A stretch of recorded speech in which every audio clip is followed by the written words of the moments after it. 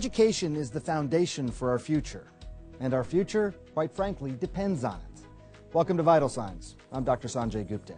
7 of the top 10 smartest places in the world, according to PISA, that's the Program for International Student Assessment, are located in Asia. The smartest country is Singapore. So what are they doing right there? And what can the rest of us around the globe learn from them?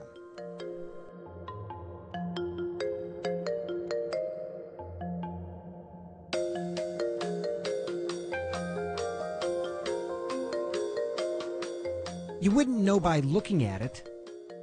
Stuffed animals, colorful books, lots of toys. But this is the bedroom of Aiden Na, one of the smartest kids in the world. Look at this.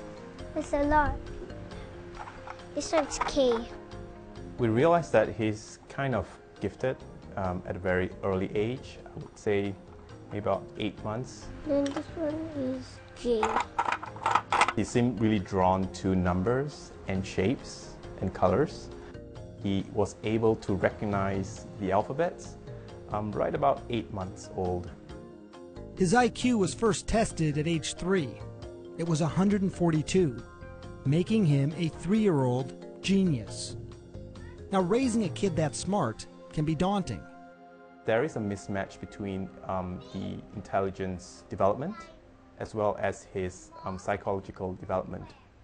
So that might be a conflict, and there might be issues with him not being able to express his emotions appropriately at that age.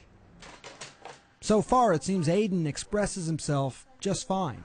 He acts and looks, well, his age, 5 years old. But watch what happens when you give him a math problem. You need to move all of these like this rush hour. You need to move all of these. It's a logic game. I'm 5 years old. I'm 5 years old. But I still can do this. It's very easy for me. Children, with higher intelligence quotient tend to be very competitive. So, in dealing with their daily activities, we try to really focus on the process rather than the outcome. Aiden has something else going for him as well. He lives in what the international community agrees is the smartest country in the world, Singapore. Singapore is a fascinating case. They had no skills, they had nothing. And now today, they are one of the best performing economies in the entire world. They did it largely with education and training. Mark Tucker is with the National Center for Education and the Economy. He has another simple explanation as to what makes Singapore tops in education: the teachers. They made an absolutely key decision. They decided to source their teachers only from kids who came out of high schools with A levels. To see the impact of the highest level teachers, we tagged along as sleepy-eyed Aiden arrives at Pat's schoolhouse. We wanted to see what a world-class education looks like, feels like. I think the first years of a child's life is very important. So when you have a very confident child, that child's confidence, will carry him or her through primary school as well. Because not only do you want a child that's smart, right, but you also want a child who is resilient. In Singapore, whether you're born a genius or not, education is inescapable. It is everywhere, all the time. Correct. Is that correct? I don't want animals correct. In addition to his regular intensive schooling, the Learning Math Lab is expected for Aiden every Friday night. Well done, Aiden. Wow, this is very easy. Very easy for you? Yeah. You want to try again, the next one? Okay. They just try to give him like something that is more advanced, worksheets, try to engage him more because he tends to get bored. And I think a lot of teachers knows that, so they try to engage him during the classes. Starting in the 1970s, Singapore's economic needs shifted. Before, they used to have a low-cost, low-skilled labor market, but were quickly moving toward high-tech, white-collar jobs. And the education system needed to follow along. Soon, it wasn't just about universal literacy. It was about a world-class education for every single child. What is it that our children need to be successful in tomorrow's world, tomorrow's economy? One thing that's been clear to them is that the world economy no longer rewards people just for what they know. Google knows everything. The world economy rewards people for what they can do with what they know. As simple as that sounds, it's not easy for most places around the world. One place that is having a lot of success, though, is the Davidson Academy in Reno, Nevada. When they ask you what is Davidson Academy, how do you describe it? I would describe it as a safe haven, first of all, for my daughter Grace and my son Ian.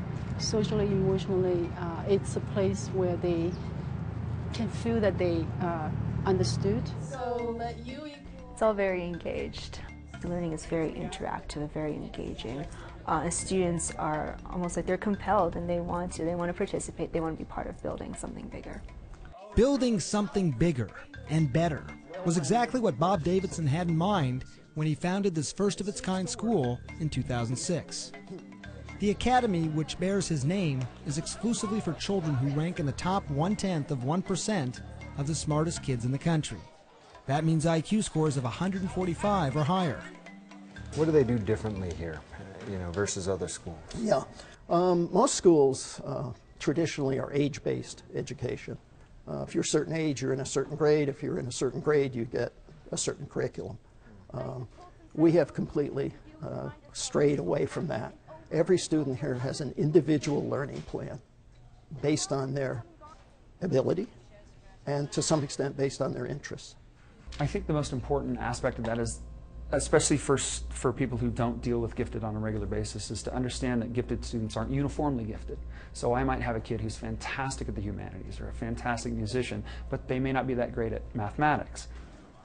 Really knowing your students, doing away with age-based learning, focusing on real-world problem solving, and supporting all of it with teachers who get paid really well might just be the radical sort of overhaul the American education system needs. Funding for educating gifted students is currently just pennies on the dollar compared to funding for special education.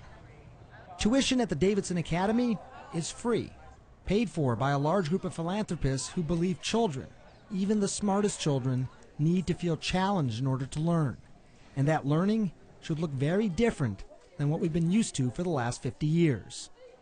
My contention is that creativity now is as important in education as literacy, and we should treat it with the same status. Thank you. The belief that schools are failing to nurture creative skills has grown in recent years. I have a big interest in education, and I think we all do. The educator and author, Ken Robinson, argued in an influential TED Talk back in 2006 that current education practices crush students' innate creative talents. Robinson clearly touched a nerve. His became the most watched TED Talk of all time.